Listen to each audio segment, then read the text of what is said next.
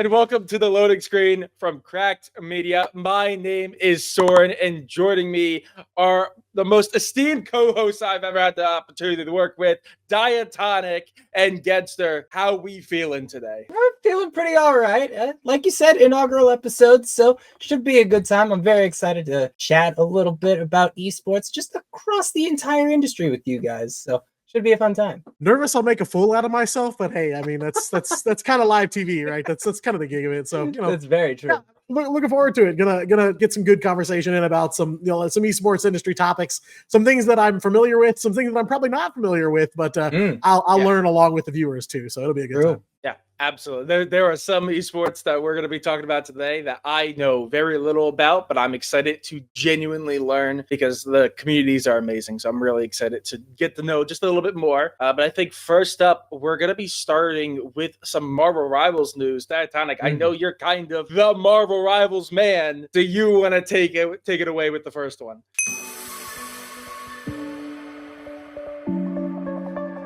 Yeah, I mean, where to start, really? I mean, the Marvel Rivals esports world is super busy. It's a very young esport that's just kind of getting off the ground. We're getting some new big orgs jumping into the scene.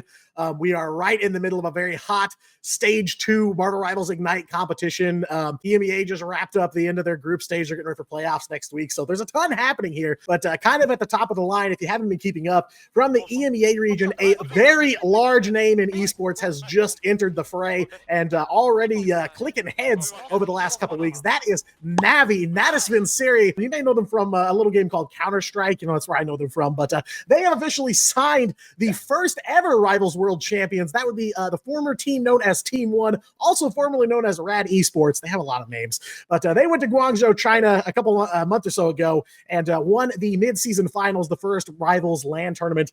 And now they have a really big name that they're attached to. So, big moves for Rivals Esports, especially as far as the EMEA region is concerned. But EMEA has kind of been, I would say, the most competitive region among all of them. I would at least, I'll die on that hill. I'll say EMEA is the strongest region.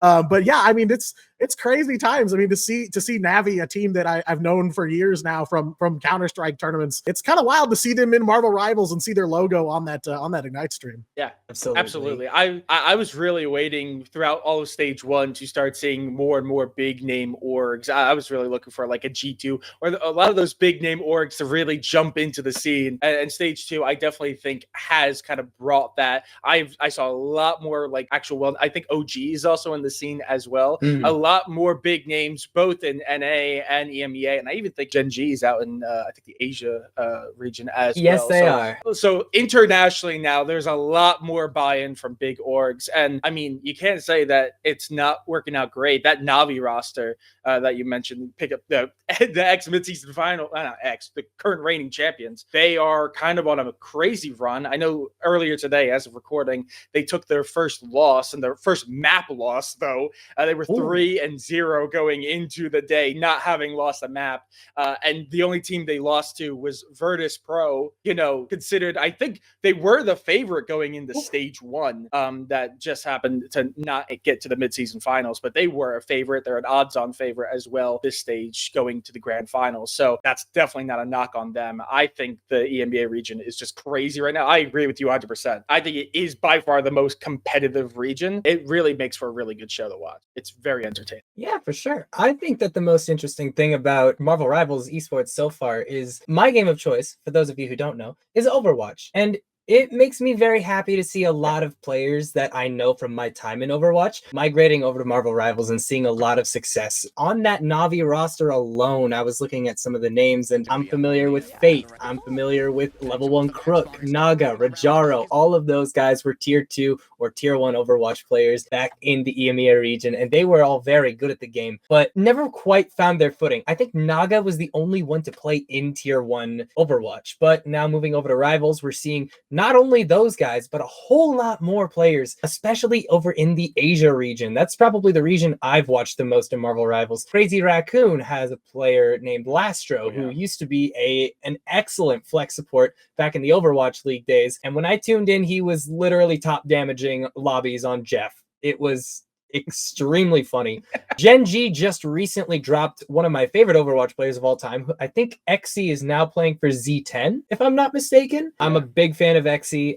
Marvel, I believe, is on Gen G. There's a lot. That's the point I'm making here. And I mean, even if you go over and look at the North American region, Aramori and Crimzo, two extremely good Overwatch players currently on the Sentinel squad. So I am very excited to see if the Overwatch players who never could quite crack the like S tier echelon in that game are able to find their real footing here in Marvel Rivals, just like the Navi roster has. Yeah, and I mean it's really surprising. You know, I've been in and out of esports, following them over the years. You know, I used to be a big fighting game guy, watched a lot of Counter-Strike. Now, you know, seeing a lot of these familiar orgs already involved in this game when it's, you know, still in its freshman year. You know, even on the NA side, you've got Envy, FlyQuest, and like we talked about, Sentinels as well, 100 Thieves, EMEA. They've got Virtus Pro and Navi. Which, if you're an EU esports head, I mean, to hear those two names going up against each other multiple times in one tournament is a big deal. And then, like you guys said, you know, in Asia, they got Gen G, Crazy Raccoon.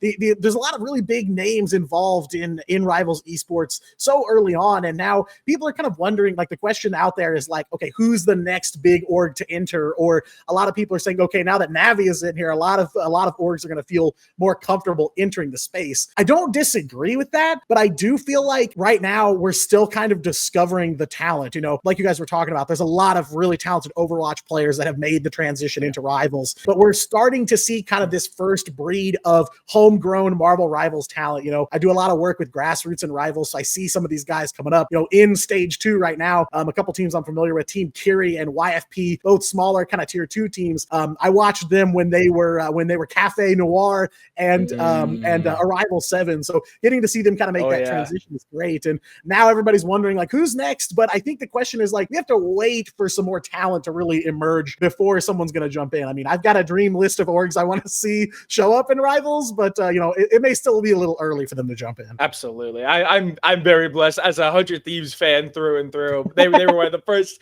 orgs to jump onto the bandwagons. I've been eating well since the very beginning, pretty much. So to kind of wrap this one up in a nice little bow, obviously we already said stage 2 is fully underway. I think 3 different regions are already getting into their playoffs. That's EMEA, Asia, and the Oceania regions. As well as that, I mean, China's already finished. OUG and Iconics, sorry if I messed up that name, have already secured their spots in the grand finals. America's lagging a week behind. They're going to be finishing up their groups in the next week. But then going after that, grand finals is going to be at DreamHack Atlanta this year. It's going to be over Halloween weekend. I know I'm going. It's going to be a ball of a time. I'm expecting the competition to be even greater than the midseason. I think more teams are going as well. I think the grand finals are going to be a really nice bow to the freshman year that you mentioned earlier. I think it's going to be insane, especially because this is also going to be the first LAN with like an actual audience. I think mid-season finals had people in the studio, but I think it was mostly friends and family. This is going to be a fully live event with an audience, so I think we're going to get a big scene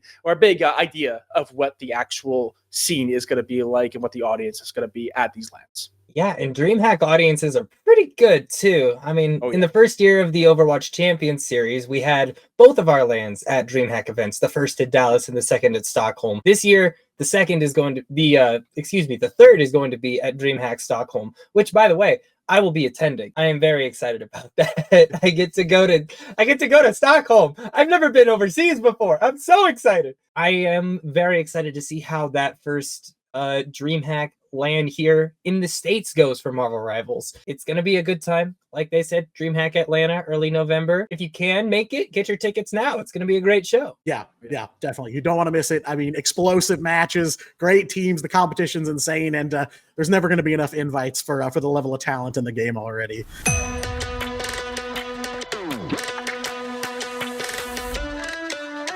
Speaking of new incoming esports, Riot back in action. You know them, you love them. League of Legends, Valorant, name a game that they haven't made, I guess. Yeah, so their newest game, 2XKO, a fighting game featuring the cast of League of Legends, fully or soon to be fully released here. We're getting closer, but they are already going hot and heavy on the grassroots esports scene. I am hearing that they have announced a slate of community tournaments that they're looking to sponsor or to back or to broadcast, or maybe all of the above, something like that. I'm not as big into the fighting game community. I'll be 100% honest, but man, I am big into the Riot scene. I'm a big League of Legends fan and a big Valorant fan. So the moment this news dropped, my timeline was nothing but the new game. I saw nothing but streamers, content creators, pros, everyone was flooding the timeline for the hype. I was seeing people starting to push and promote for those grassroots series that you were mentioning before. I think this is going to be one of the games that I jump into completely blind. Again, I really don't know anything about the fighting game community. I just know it's an amazing community. Oh yeah, 2XKO is absolutely going to be big time. I've been personally very excited for this game ever since its initial announcement, when they were just calling it Project L and being very mysterious about it. It is a very fun game. It is a tag fighter, for those of you who know. For those of you who don't, it just means multiple characters on one team controlled by one player. But in this instance, 2XKO will actually allow two different players to control the two different characters on one team. A very interesting mix-up, and we'll see how that ends up being integrated into tournament play down the line. Yeah, so the whole kind of crux of this is that they are looking to support a lot of community tournaments, whether that's Evo. Yes, I know it's huge, but still, community tournament, I guess. But, I saw some other tournaments, like FlyQuest has been running a couple tournaments under their banner as well that Riot's looking to sponsor. I believe there are 22 different events throughout the year that they're looking to sponsor, from top to bottom, all sizes. I think they're kind of iterating on a similar program they did with Valorant when it kind of got started. They're calling this First Impact. So I guess for Valorant, it was First Strike. So they're talking like actual monetary compensation added to the prize pool, obviously direct support. Like I'm sure there's a communication line with Riot in there somewhere. Seeing how far the FGC has come and the interaction between the developers and the publishers of fighting games and the community surrounding them, I love to see the growth. I love that fighting games are even bigger than they were back when I first started watching. And just to kind of round it all out, obviously 2XKO is in closed beta right now. It's going to be so until October 7th, where it will officially end. But soon after, the early access will start, and that is going to include Season 0 content and introduce its 10th champion into the game. So a lot of fun stuff in that regard. I can't wait to see what comes. You were absolutely right that it is kind of Riot's MO. When the new game drops, that first year, they throw everything into the game to make it explode as big as possible. And then it kind of just goes on from there. I think 2XKO could be massive in the scene. If Riot has anything to say about it, it will be the biggest in the scene. Let's be real.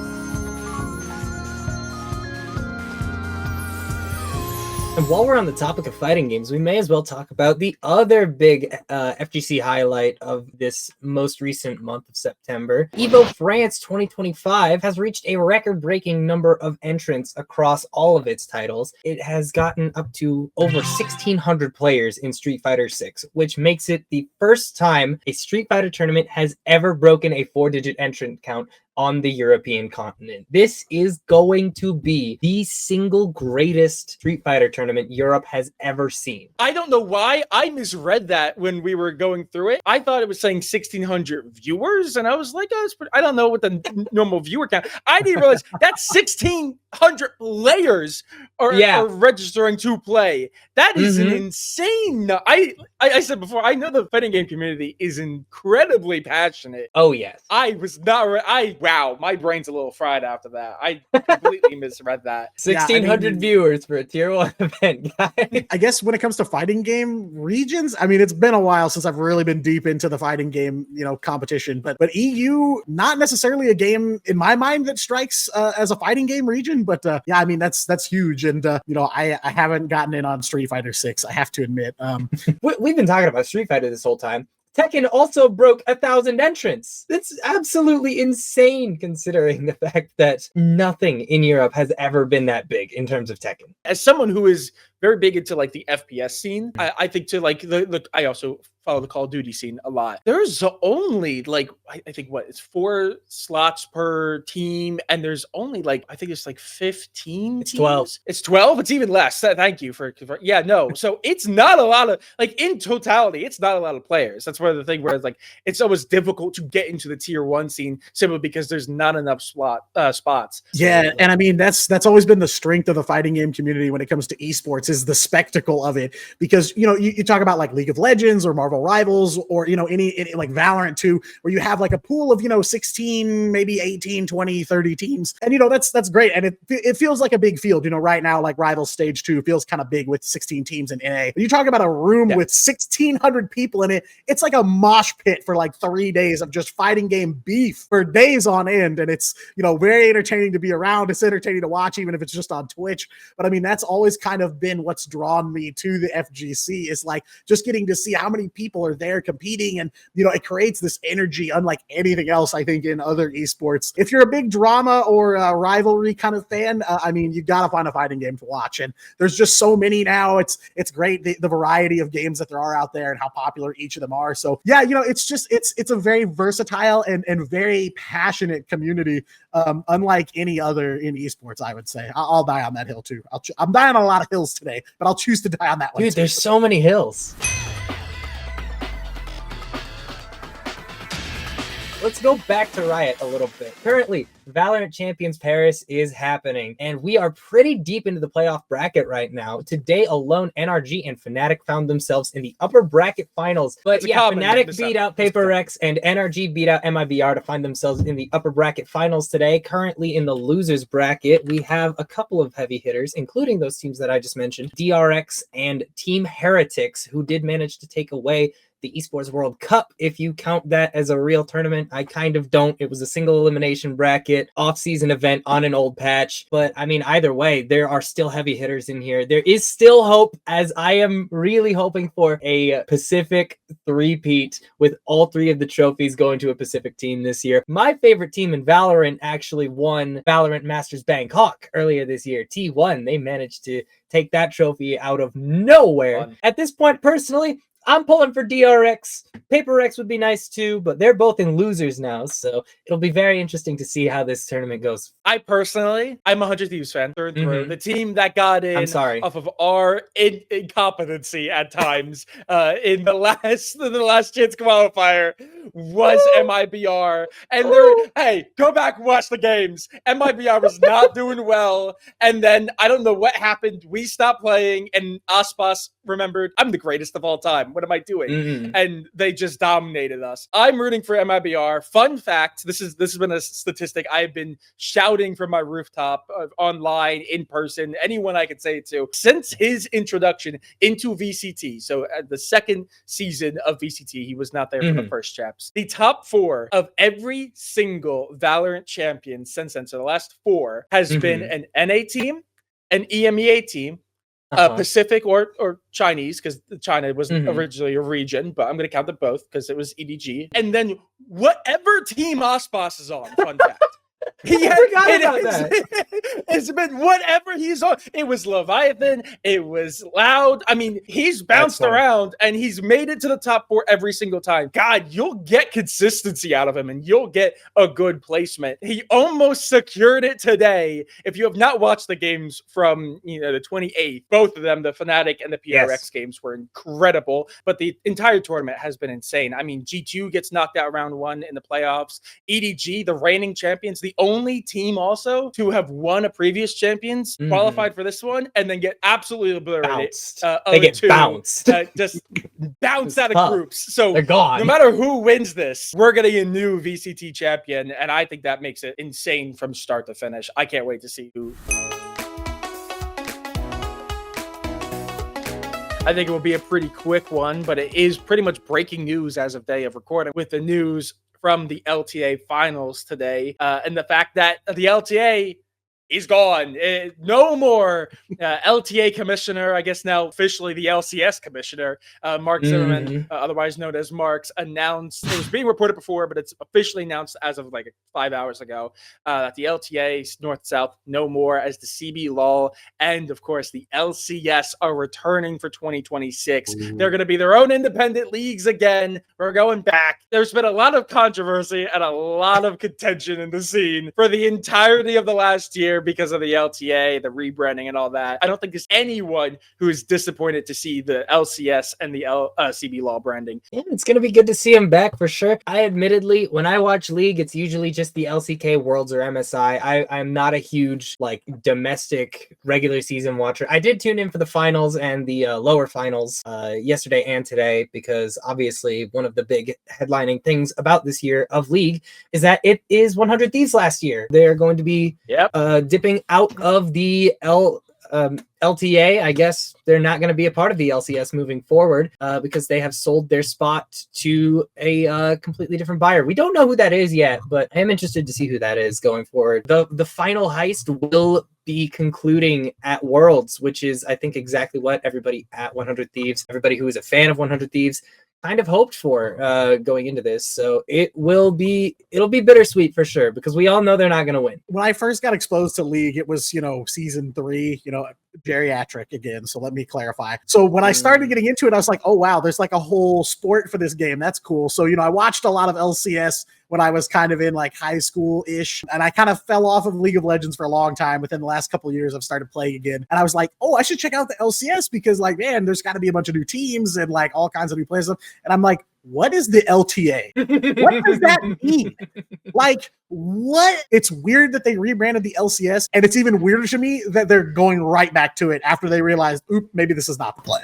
It was very controversial from the get-go. I do like it. I know some people are also still very upset, not just because it's them just trying to go back and fix a mistake that didn't need to be happening, but also it was a merger of 3 leagues, which people forget. It was also the LLA. That's true. That's and true. there is no talk on whether or not the LLA is coming back. That has been completely unnamed, unmentioned. So I know a lot of people that were LLA fans and in Latin America in general are also upset because there's a chance that they're still going to be absorbed and they're not going to get freedom, so to speak, and have their own league again. So we'll just have to wait and see how it actually unfurls and how everything happens in 2026.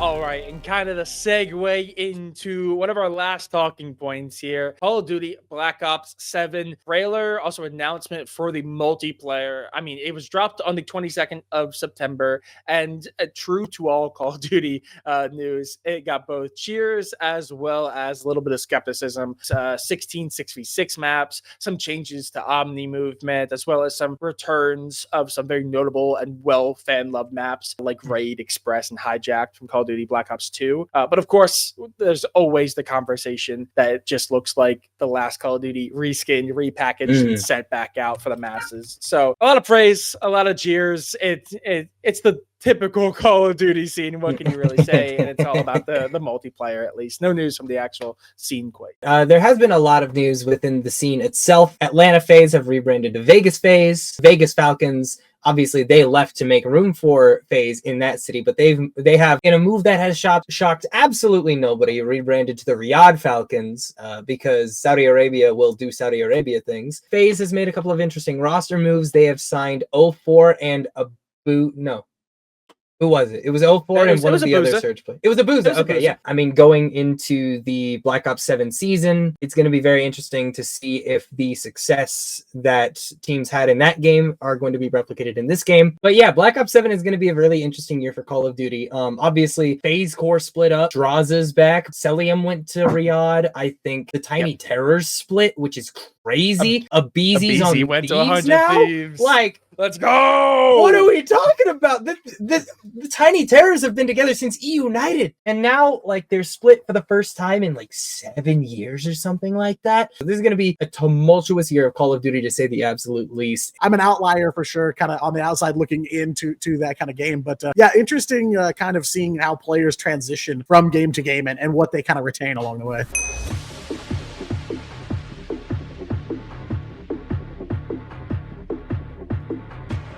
but Battlefield 6 is coming out on October 10th, so a little more than a month before that. I'm not going to come out here and say, oh, Black Ops 7 is going to sell like garbage because everybody's going to be playing Battlefield 6 instead, because they're two completely different experiences, right? But at the same time, you have to imagine that there's going to be at least some subsection of Call of Duty players who are not going to at least immediately latch onto Black Ops 7 because they'll be playing Battlefield 6, right? Yeah, I mean, I could definitely see some people picking Battlefield 6, and like you know, we kind of are aware, not really an esport, hasn't been an esport, and is more about, you know, playing the game online. I've been with Call of Duty for a long time. I remember when COD 4 came out, you know, again, geriatric. But you know, I mean, really, you know, people say there are only two things guaranteed in life, but I will argue there are three: death, taxes, and Call of Duty sales numbers. There definitely will be some migration to Battlefield 6, especially if they pull it off and kind of go back to some of the roots. You know, everybody's kind of like, I want Battlefield 3, I want Battlefield 4 back. I think Call of Duty will be okay at the end of the day. They always, always manage to pull out just fine. Yeah. They always seem to manage to get over the line one way or another.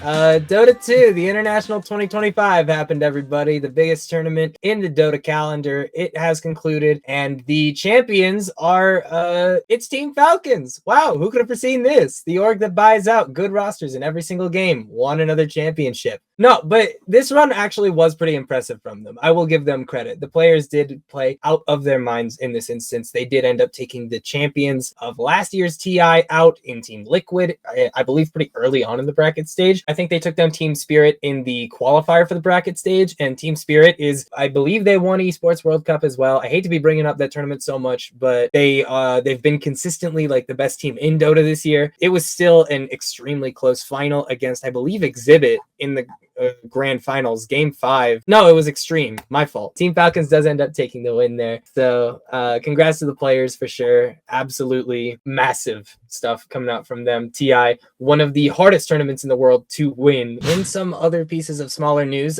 Oracle, Red Bull Sim Racing, and Rocked have launched an all-female sim racing team to compete in the British F4 Esports Championship. Time sim racing, not something that gets a ton of viewership, but it is pretty exciting. PUBG developer Krafton has unveiled a collaboration between its battle royale titles, both PUBG and mobile, with the popular meme Skibbity Toilet, which, I mean, Fortnite already did it, but it's spreading. The infection is spreading. We can't stop it. And you know that'll make them money too, because PUBG Mobile so much money. PUBG Mobile is an insanely popular game, especially in like the Middle East and like globally. That's gonna make money, and that makes me question a lot of things. Since I'm the 100 Thieves guy, as I made it clear, I guess I'll talk about this one. There was a little bit of controversy with 100 Thieves earlier this month at the start of September. They had yet another big round of layoffs with notable members of the team that had been around for a very long time getting laid off in the process. Logan Dodson, the key editor that was around when it was like 100 Thieves was just Nadeshot pretty much, as well as Call of Duty content team member Josh CHX. The biggest part of the controversy was not as much of the layoffs and more the fact that earlier in the week it was announced that Nadeshot had a personal sponsorship with a gambling company, Rubet, and on the same day they had the announcement of the layoffs, he also had a sponsored gambling stream, which rubbed fans a lot the wrong way. In terms of incoming revenue, FaZe, they've recently extended its sponsorship agreement with the online casino Rollbit, the crypto and NFT based site, which is it'll bring in 3.2 million in annual revenue. And I mean, it's crypto, but for now, this kind of does cement FaZe as being one of those organizations that is extremely invested in cryptocurrency moving forward. One that I've recently been made aware of, EA, Electronic Arts, been around for a long time. You may have heard of them. They apparently are being purchased potentially for something like $50 billion, some number that I can't comprehend, but they're looking to be purchased by a private equity firm called Silver Lake and also the Saudi Arabian Public Investment Fund. So that's kind of the same money that helps fund things like the Esports World Cup. Kind of interesting. I mean, I know there is some controversy when Saudi Arabia is involved. That tends to happen. But I am curious because I know that for a long time in the gaming community, there has been a lot of grievances laid at the feet of EA. And I'm just kind of curious what that move is going to look like. Alrighty, but with that being said, I believe we are going to wrap up the first ever episode of The Loading Screen. Thank you so much for watching. Titanic gets their any final things to say before we send it off for the night? I said it at the beginning, you know, there's some things in here I know a lot about, some things I know very little about. I do feel a little bit more knowledgeable at the very least, and you guys have been great to talk with and learn about. So I have no doubt that we'll keep that going, and us three and the people watching will learn a lot too. So yeah, it's been a great time. All I've got to say is there's a lot to be watching right now. We are in the midst of stage 2 of Marvel Rivals Ignite. Stage 3 of OWCS is nearing its conclusion. Korea has already finished. We are just waiting on playoffs to start at this point. ALGS is happening currently. Apex Legends Global Series is happening. Lots to be watching right now is what I'm getting at here. So don't go anywhere in terms of where you go for your esports news, because we're going to be right here. Thank you so much for watching. As Gitsa said, come back as always, because all the esports news that you're going to want to know about, you're going to want to find out about, you're going to be able to find here on the loading screen. Thank you so much for watching. We'll see you next time. Bye-bye.